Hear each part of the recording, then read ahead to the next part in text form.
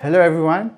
Samsung has launched the Galaxy J2 2018 at a time when the competition in the budget segment is getting more fiercer than ever. So what does this phone pack to go up against the competition? Let's take an initial look. The Galaxy J2 looks like any other Samsung device with the similar design we have already gotten used to.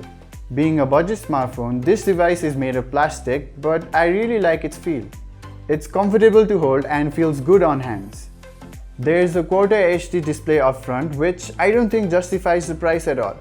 But right out of the box, I really like the clarity and the contrast ratio this display offers.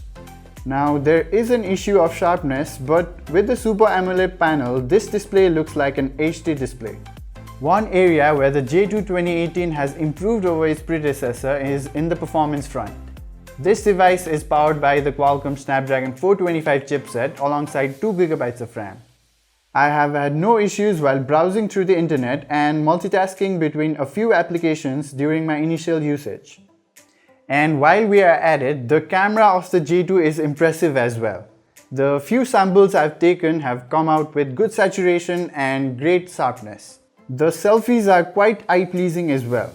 Now, I can't really talk about the camera in detail since I haven't got to play with the device much, but I can say one thing. The J2 2018 could be one of the picks for the best camera smartphone under 15,000. For storing these pictures, Samsung has included 16GB of memory in this device, with an option to expand as well. And for lighting up the display, there is 2600 mAh battery in place.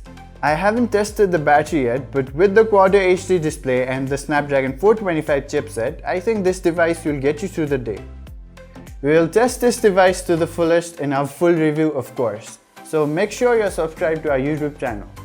Until then, this is Batman signing off.